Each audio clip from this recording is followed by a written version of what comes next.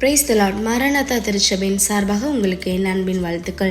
இன்று நாளில் தியானிக்கும்படியாக தெரிந்து கொள்ளப்பட்ட வேத பாகம் சங்கீதம் 122:1. கர்த்தருடைய ஆலயத்திற்கு போவோம் வாருங்கள். தாவீது ராஜா சங்கீதம் 27:4. நான் என் ஜீவனுள்ள நாளெல்லாம் கர்த்தருடைய ஆலயத்தில் தங்கி இருப்பதே நாடுவேன். சங்கீதம் 11:4. கர்த்தர் தம்முடைய பரிசுத்த ஆலயத்தில் இருக்கிறார் என்று கூறுகிறார். நாம் பரிசுத்த ஓய்வு நாளில் கர்த்தருடைய ஆலயத்தில் ஆராதனையில் தவறாமல் வரும்போது நம்மை ஆசீர்வதிக்கும்படியாக தான் கர்த்தர் ஓய்வு நாளை உண்டாக்கியிருக்கிறார். ஏன் நாம் கர்த்தருடைய ஆலயத்துக்கு வரணும்? சங்கீதம் 5:7. நானும் உமது மிகுந்த கிருபையினாலே உமது ஆலயத்துக்குள் பிரவேசித்து உமது பரிசுத்த சந்நிதிக்கு நேரே பயபக்தியுடன் பணிந்து கொள்வேன். கர்த்தருடைய ஆலயத்திற்கு வர வேண்டும் என்றால் நமக்கு ஒரு மிகுந்த கிருபை இருக்கணும். இந்த உலகத்தில் அநேக விதமான காரியங்கள், வேலைகள், பொழுதுபோக்கு, சிற்றின்பங்கள் ஆலயத்திற்கு போகக்கூடாதபடிக்கு பிசாசானவன் வஞ்சித்து சூழ்நிலையை ஏற்படுத்துகிறான். மார்க்கு 2:7 மனுஷன் ஓய்வு நாளுக்காக உண்டாக்கப்படவில்லை, ஓய்வு நாள் மனுஷனுக்காக உண்டாக்கப்பட்டது. மார்க்கு 2:28 மனுஷகுமாரன் ஓய்வு நாளுக்கும் ஆண்டவராய் இருக்கிறார். நாம் ஆலயத்திற்கு வர வேண்டும் என்று வேதம் நமக்கு கற்றுத்தருகிறது. 2. எப்படி நம் கர்த்தருடைய ஆலயத்திற்கு வர வேண்டும்? அப்போஸ்தலர் 3:1-8 வாசிக்கும் பொழுது 9ஆம் மணி நேரத்தில் பேதுருவும் யோவானும் தேவ ஆலயத்திற்கு போகிறாங்க. தன் தாயின் வயிற்றில் சப்பானியாய் பிறந்த ஒருவனை சுமந்து கொண்டு வர்றாங்க. தேவாலயத்தில் உள்ளே போகிறவங்க கிட்ட பிச்சை கேட்கும்படி அலங்கார வாசல் எனப்பட்ட ஒரு தேவாலய வாசல் அண்டையிலே வைப்பாங்க.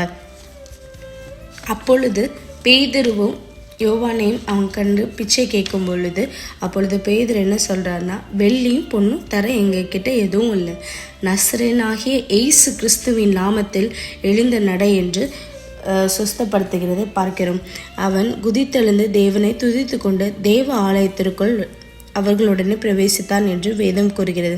அதே போல நாமும் மற்றவர்களுக்கு சாட்சியாயிருந்து அவர்களுக்கு இயேசுவின் நாமத்தில் விடுதலை தந்து அவர்களை கர்த்தருக்குள்ளாக வழி நடத்தி சபைக்கு கூட்டிட்டு வர வேண்டும். 3. அப்படி கர்த்தருடைய ஆலயத்தில் வந்தால் கர்த்தர் என்ன செய்வார்? மார்க்கு 3:1-5 இயேசு கிறிஸ்து ஜெப ஆலயத்தில் பிரவேசிக்கும் போது அங்கே சூம்பின கையுடைய ஒரு மனுஷனுக்கு விடுதலை தருகிறார்.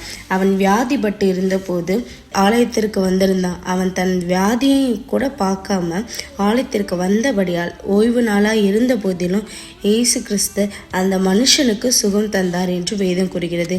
இன்றைக்கு நாமும் ஆலயத்திற்குள் வந்தால் நிச்சயமாக எப்படிப்பட்ட வியாதி ஆனாலும் சுகம் கிடைக்கும். பிரியமான தெய்வ பிள்ளைகளே, தேவ ஆலயத்திற்கு போகிற பிள்ளைகளுக்கு தெய்வன் மிகுந்த கிருபையும் மற்றவர்களுக்கு சபைக்கு கூட்டி வருகிற, அதாவது கர்த்தருக்குள்ளாக வழி நடத்துகிறவர்களை ஆசீர்வதிக்க வல்லவராய் இருக்கிறார். அவர் நம் கண்ணீர், எண்ணம் எல்லாம் ஆராய்ந்து அறிந்து நாம் ஒருமனப்பட்டு ஜெபிக்கும் போது அது எந்த வியாதியாய் இருந்தாலும் சரி கர்த்தர் சுகம் தருவார். அவரால் கூடாத காரியம் ஒன்றுமில்லை.